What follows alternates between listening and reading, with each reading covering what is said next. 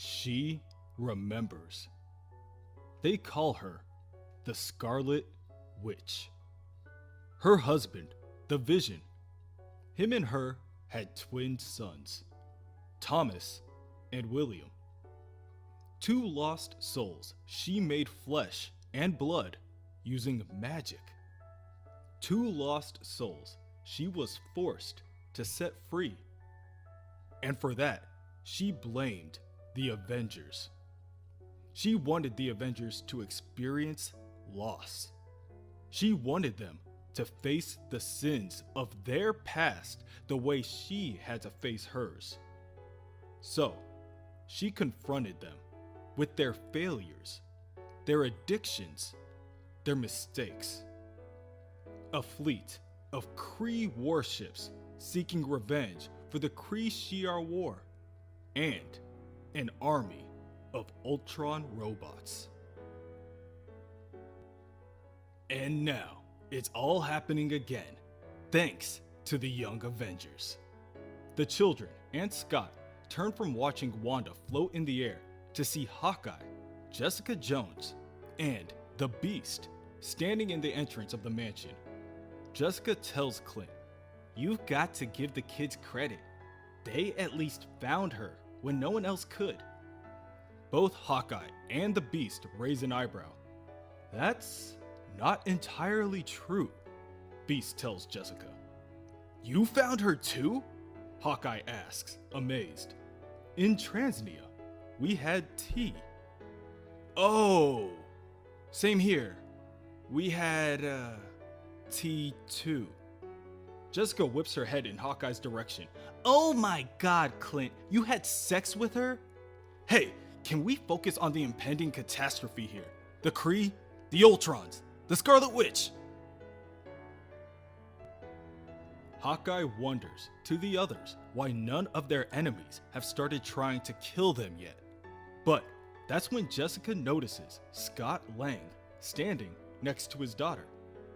"Scott Lang?" "Back from the dead, apparently." "But how?" Jessica gives Scott a hug. "They keep trying to explain it to me, but I'm just happy to be here." Hawkeye, Kate Bishop, explains that they just so happened to take an unexpected detour into the time stream and accidentally ended up altering the course of history. Again. Clint asks her, "Was that before or after you started the war in Latveria?" "After," Kate tells him. "Thanks for asking." Scott and Clint both admit that the situation is pretty surreal. They both died that day in the past, but somehow they're standing right on the front steps of the mansion together, watching Wanda relive all of her memories. Wiccan informs the others that when they found Wanda, she was suffering from amnesia. The Wanda in Transnia was actually a Doombot. Jessica jabs Clint in the side with her elbow. Dr. Doom replaced the real Wanda with a Doombot so that he could marry her, which would have happened if Iron Lad didn't stop by and give her a tour of her past.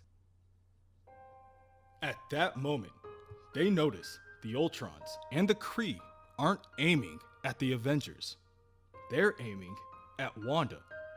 From what Jessica can tell, Wanda is trying to kill herself. Kate and Clint both draw their bows. Kate tells the rest, "I don't know if we can stop her, but we can sure as hell distract her." "I'm way ahead of you, Hawkette," Speed says as he begins taking out the Ultron clones. "Call me that again, and I'll use you for target practice." "I don't know, I kinda like Hawkette," Clint tells her. "You would. Now, all we have to do is take out the magical Kree warships. Believe it or not, I happen to have some expertise doing that." "How many explosive arrows you got on you?" "Not enough." "Then it's a good thing that there are two Hawkeyes in this world." "I can't tell you how relieved I am to hear you say that." Wiccan, still without his powers, asks Hulkling to fly him up to speak with Wanda. "I am not flying you up there. And she does not look like she's in the mood to talk. Beast asks Wiccan where his powers are, and Hulkling answers he lost them the last time he did something I told him not to do. Wiccan ignores his boyfriend and turns to Stature. Cassie, will you take me? Scott asks, how can Cassie take you? At that moment, Cassie begins to grow more than 2 stories tall. Actually, Dad, there's something I've been meaning to tell you. I used to borrow your Pym particles when you weren't looking. And by borrow, I mean steal. Are you mad? Scott's eyes glow bright as he watches his daughter. Mad? Are you kidding? My daughter's a superhero. Jessica chimes. She's a good one, too. So, I guess it runs in the family. Cassie lifts Billy up into the air. Upon closer inspection, Billy notices that Wanda looks like she's being possessed. Like some outside force is controlling her. Billy? Cassie asks him. What if the Avengers were right about her? Billy lowers his head. You mean that she's too powerful? That she needs to be put down? Billy's eyes return to Wanda. They said the same thing about me, Cass. As the two approach, Wanda warns them, begs them not to come any closer. Her friends, her husband, her children are all dead because of her. Wiccan urges her to listen. Your friends are alive. Your husband is alive. Sort of. And I know this may be hard to believe, but I think your children are too. What? How else do you explain identical twin boys named William and Thomas, who happen to have magic and super speed? You mean that's what this has been about? That's why you started a war with Doom? That's why you've awakened this power in me. Because you thought, maybe, somehow, I might be your mother? You are, Wiccan defends himself. I know you are. Use your powers. They'll tell you whether or not I'm your son.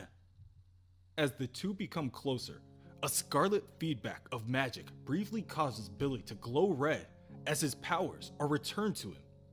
He begins to examine his body as he hears Wanda say, I'm sorry, Billy. You mean, what kind of mother doesn't even recognize her own son? Wanda holds Billy in her arms. Tears begin to flow from both of their eyes. Forgive me, she tells him. There's nothing to forgive, he tells her. She smirks and replies, there's quite a lot, I'm afraid. Both Billy and Wanda float to the ground, and the first thing Billy wants to do is reintroduce Wanda to Thomas. Tommy, I know that you don't believe in any of this, but it's not that I don't believe it, Speed interrupts. It's that I don't see the point. Because even if she is our mother, or whatever, it doesn't change anything. She betrayed her friends. She murdered people. She almost wiped out an entire race. And she's going to have to pay for all that. Which means, now that we found her, she's just going to disappear again. So, what was the point?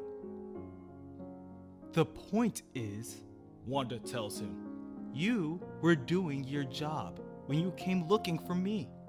You brought a known criminal to justice. But more than that, you've given me a chance to see what extraordinary men you've become. I only wish I were worthy of you. Hawkeye makes a call to Iron Man and the other Avengers. They, as well as Quicksilver and Magneto, or at least half an hour away. Quicksilver interrupts the call, asking, "How is she? Is she all right? I must speak with my sister at once." "What's that noise?" Hawkeye asks. Iron Man tells him, "That's just the noise Pietro makes right before he's tossed out the airlock." Any update on the kids? Hawkeye informs the rest of the team that Wanda and the children are at the mansion, and they brought Scott Lang with them. Tony orders Hawkeye to make sure that they stay there. No one must leave the compound, no matter what it takes. Clint tells the others what Iron Man told him, and Speed immediately believes that the Avengers are on their way to kill Wanda. Wanda, for one, believes that this is what she deserves for everything she's done. The Beast, however, raises the question, what if she undoes it? In a moment of psychological instability, Wanda said the 3 words that robbed nearly every mutant on the planet, and perhaps even the Omniverse, of his or her mutant abilities. No more mutants. 3 words which cast a spell that can only be reversed by Wanda. It's risky, of course, but in theory, it might just work. Each former mutant would be given the choice, of course. They just have to find one who is willing to conduct the test. So, when the question is asked, who do they know who's desperate and or stupid enough to be their former mutant guinea pig? The answer is simple. Jamie Madrox and X-Factor. Jessica Jones personally summoned Jamie Madrox, the Multiple Man, Shatterstar, Strong Guy, and Richter to the mansion. Jamie admits that he and the rest of X-Factor are desperate enough to volunteer, but they have to ask, why them? Jessica snaps at Jamie as if he didn't already know the answer. Because, Madrox, when you decided to cut into my PI business by starting X-Factor investigations, you told me your clients were mostly former mutants who were hiring you to find out why they were suddenly former mutants. Jamie isn't convinced. As far as he is concerned, who is to say that the Avengers aren't just trying to round up more people to do even more damage? Citing that this is the exact same thing that Quicksilver, of all people, said to them when he showed up asking for help. Quicksilver claimed he could give people their powers back too. Turns out, he was doing it with stolen Terrigen crystals. And it almost worked for a while, until the mutants Quicksilver restored couldn't take the strain on their bodies anymore, and they exploded. Wanda tries to reason that she won't be using any Terrigen crystals, and she won't be casting any new spells. The only thing she'll be doing is trying to reverse what's already been done. Jamie stops her right there.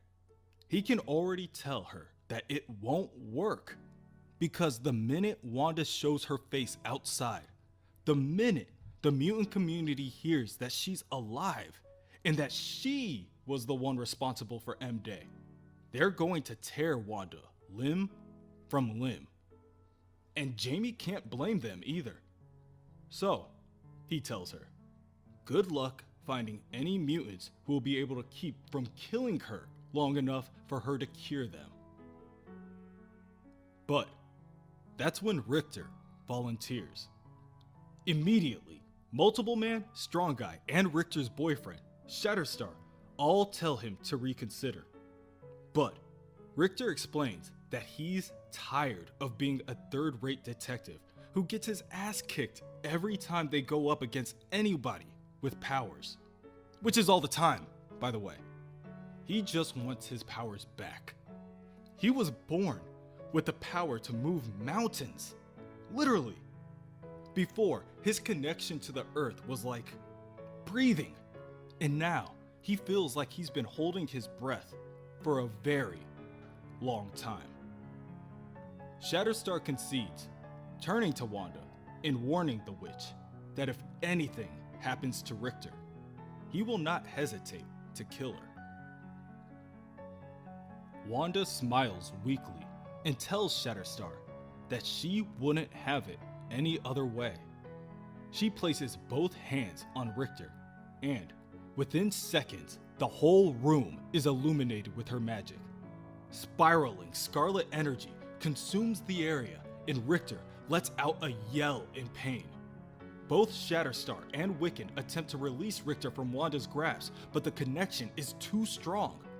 Then, with a bang, the scarlet energy explodes, throwing Richter to the floor. Suddenly, the ground beneath their feet begins to rumble. Everyone in the building attempts to regain their footing, but before anyone has any time to adjust, the rumbling stops. At first, everyone thought the shaking was Wanda's doing. To their surprise, Richter smiles and tells the rest of them that it was him. The tremor was him. Whatever Wanda did, it worked. His powers are back. Shatterstar kneels down and hugs Richter, and Multiple Man congratulates Wanda, saying, "That's one down. Only 1,000,000 more to go." 1,000,000 former mutants that Wanda will need to find and convert. A daunting task, yes, but Strong Guy suggests that maybe she should ask the X-Men to let her borrow Cerebra. That is, if they don't kill her first. At that moment, Cyclops, Storm, Emma Frost, Iceman, Rogue, Gambit, and Colossus touch down right outside the Avengers mansion, each of them carrying a serious scowl across their faces. Certainly not the friendliest looking crowd, notes Jamie. So, what's the plan then? My plan, Wanda tells the others, is to give the X-Men what they want. More mutants.